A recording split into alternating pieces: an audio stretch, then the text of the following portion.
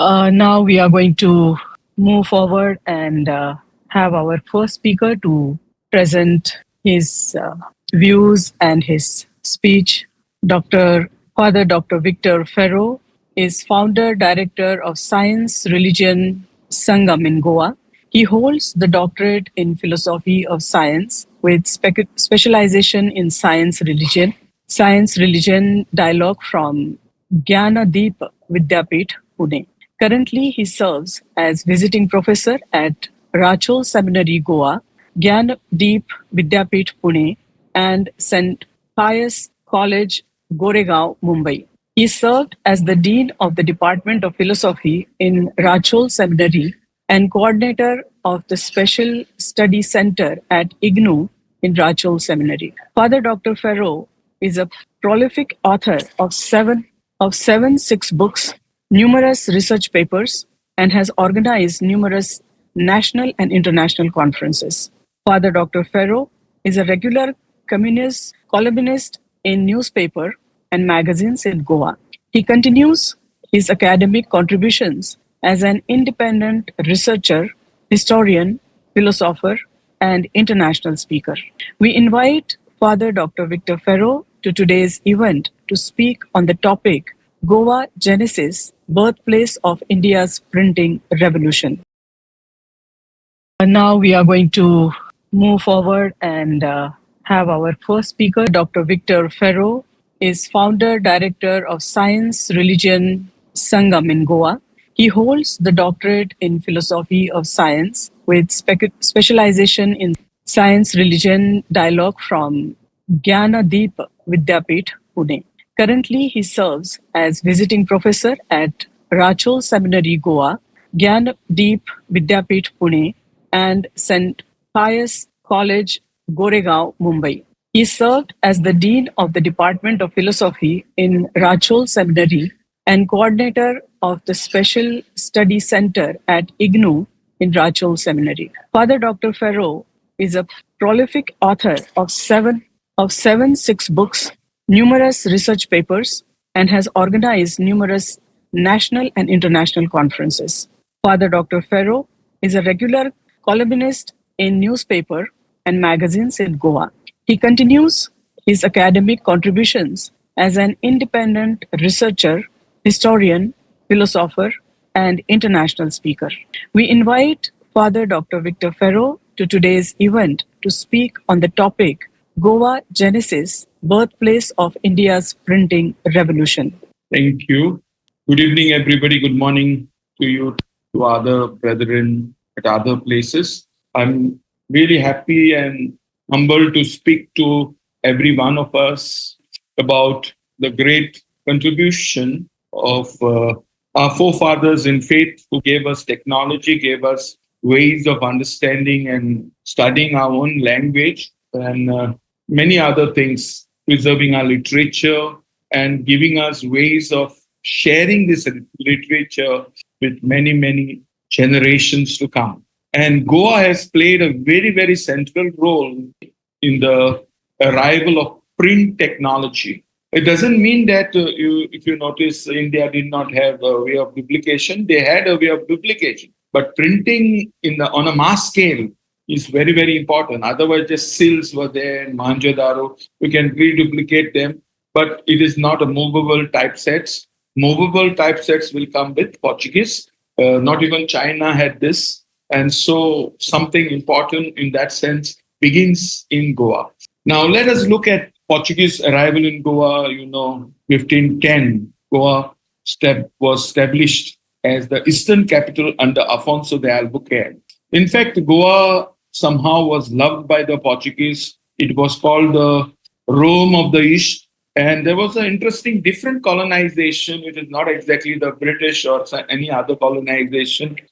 They married our own girls and our boys married them. So that was a interesting colonization, as well as there were other things. Goa became the metro center for colonizing other places. So that's why you can see the eastern capital It was metro center from where colonies were looked after, and even Africa and other eastern places were taken care of or colonized from Goa. So Goa therefore becomes a very important place for 450 years. This is supposed to be the highest number of years that any people are colonized. Goa is a very small place and we are very little community. So in 1542, we have a important person coming into Goa, Saint Francis Xavier. He actually starts his journey on his own birthday, which is coming up on 7th April. So, and it took him 13 months to come to Goa. On his arrival, of course, Jesuits are arriving. Before him, there were so-called Franciscans, who were along with Afonso de Albuquerque. They were his spiritual fathers, and Franciscans were the first to arrive into Goa. So, legacy of St. Paul College. We must understand that the legacy of St. Paul College established. It was for local priests. Local would mean even Japanese. Local would mean Malaysian or Indonesian, Sri Lankan, Kerala person, and all these kind of people are all local. So it was started for local priests to be trained in faith and also to continue and serve people in faith. Now, it was handed in a very next year. This was done by Diego Borba, Father Diego Borba, who founded it. And after that, it was handed over to St. Francis Xavier, who became in charge of this college. And in this college, a lot of work was done on Konkani. The Jesuit school that was established there of studying Konkani, our mother tongue. And also later in 1610, Rashol, today's seminary, Rashol Seminary, 1610, it was a college of Salsette. It had many names. It started in Margao at the Holy Spirit Church and then came to this site we call Rashol. And it came in 1610 and now it's more than 400 years. It is still there and is running a local seminary for Goa Diocese. But it did not start as a seminary, it started as a college. And therefore, the printing press went there and there was also a Konkani school there. So in these two places, Konkani was being studied by the Jesuits. Besides the Jesuits, there were the Franciscans. They had three important places where Konkani was studied, but they did not have the printing press. And therefore, the print technology and printed books first came from Goa and then from Russia.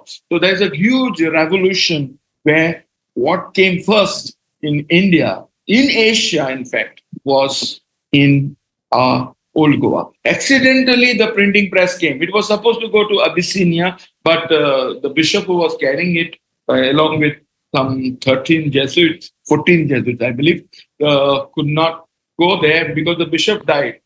So originally intended to go to Abyssinia, as you see there.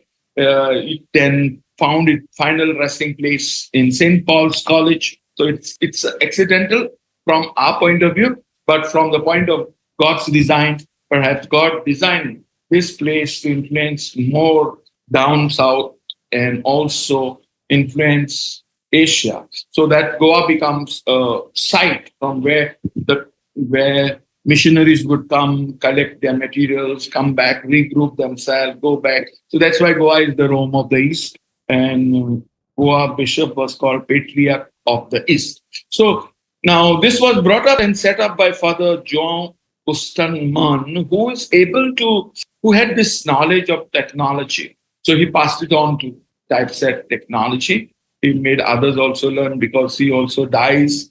That's why there were slow problems of continuing with this new technology because it had to be learned. It is not this totally new coming into us. And printing operations in South Asia initiated in Goa, and everything from there, the spread of Christian education and literature in India began in Goa. Now, that is important in order to understand, because what happens is in Goa itself, the first ever Tamil book was printed. The first ever Japanese book was printed. So experts like, go there, pave the way for, I was talking about that. Father John, expert printer who accompanied the printing press, he knew this technology and he knew how to use it. And therefore, we must credit him for establishing the first printing press in India, and that happens to be Goa.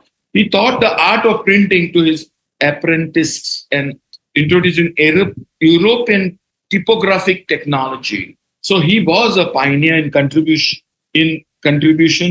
to printing in and earned him the nickname Indian Gutenberg. So this man, as I told you, when he dies, there were slight problems for us in Goa to carry on this legacy, and it did continue. And so we have, as I told you, the first book to be published was a catechism, which was printed by, brought by Father Francis, who later became saint. And so that book was important for the missionaries to publish or to educate children and everybody. It was in terms of question and answers. It's a very interesting pedagogy because that was the book then gets translated into Tamil and printed in Goa and handed to missionaries down south. It will also get translated into Konkani through Thomas Stephen little later, and we have this Konkani text even now. And so was the first ever Konkani book printed. First ever was a Tamil book, and first ever Konkani book.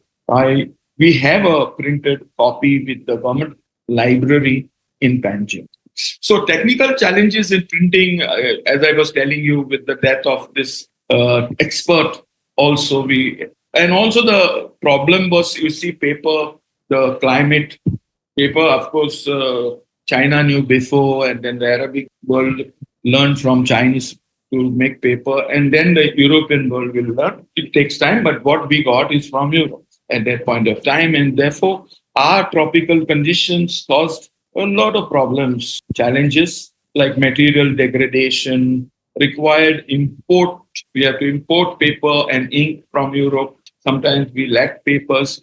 Typecasting facilities needed to be developed for complex Indian scripts. So Indian scripts, as you know, they are very complex. Thomas Stephen writes the grammar. Now, this is an Englishman who came to, of course, Goa through Italy and to the Jesuit, wanted to become Jesuit. He's a young man. He's educated to priesthood in Goa and then is ordained in Goa. He dies in Goa and is buried in Goa. Today we are looking for his grave, but we are not able to locate him. But this man is a great, great contributor because he wrote the first Konkani book. He wrote the first grammar of Konkani. Doesn't mean that he was just the first. There were many missionaries who tried to,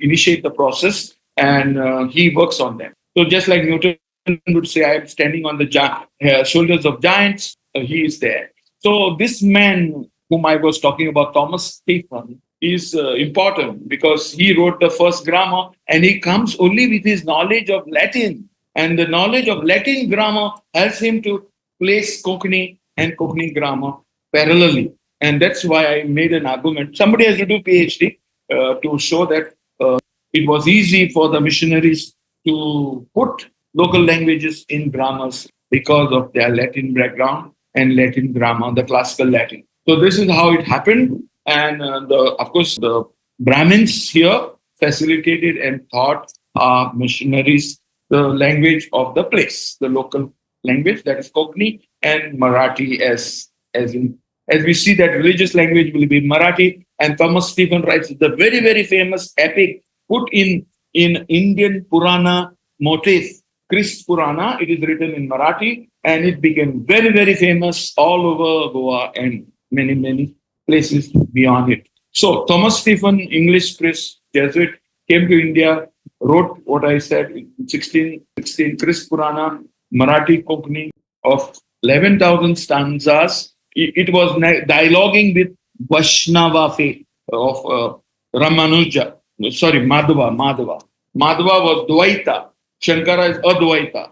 So he put Christian dualism, like Jesus says, both human and divine. Sacraments are both, the substance and the Christ there, the divine and the human in the sacrament for the Catholic Church. So we have a great person who did it much before Vatican II, which called for inculturation.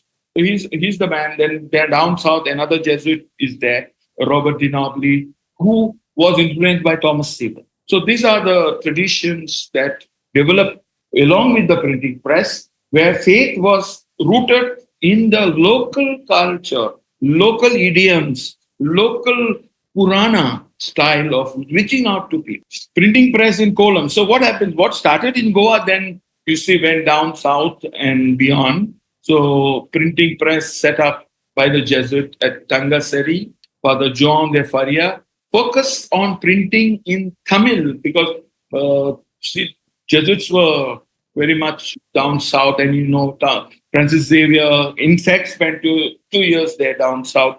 So the Tamil language was very, very important. Baski was there. So many other pioneers of studying Tamil and preserving that literature. So later, of course, it came down and it shifted to Fort Cochin. Now you will say, why not Kerala? You must understand, everybody is conditioned by the times when the Portuguese first arrived, of course, in Kerala, as you know, and they come there and they get shocked by looking at what is going on because they think Christianity is what they live.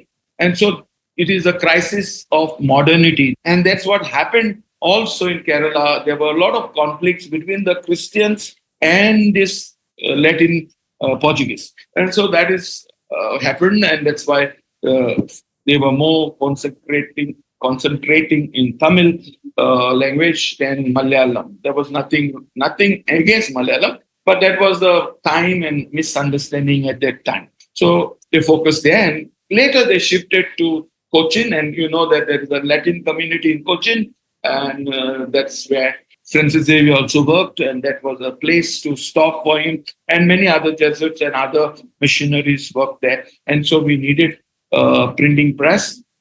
This is to reach out to communities. They learned the language and then reached out to the people. That is something important, what they did. So, Father Hendricks, the father of the Tamil press. I was telling you about Tamil, but studying Tamil was not easy, but these guys took it up and did it. It's important to credit these men who have given not just their life for Christianity and Jesus, but they also give their life to the people and communities, and they are received traditions, languages, and today many languages tries to erase the local language. I know my friends in Tamil Nadu are very worried about Hindi being imposed. So lot of things, and these missionaries are embracing diversity, embracing local languages. The Jesuits, missionaries, and scholars brought that printing press to disseminate Tambiran Vanakkam. I'm not a Tamil expert. So these are books, that was published in Goa. These books, Christiani Vanakkam. Okay, so these are actually supposed to be those catechisms. So early works no longer exist. We can't find them. But in Goa, what they did, more than 300 works in our own local languages, we have most of them. We have the first grammar, we still have. We have reprinted it. You can buy it. I bought it. It is written in Portuguese and Konkani. So Portuguese, the grammar is written in Portuguese and Konkani.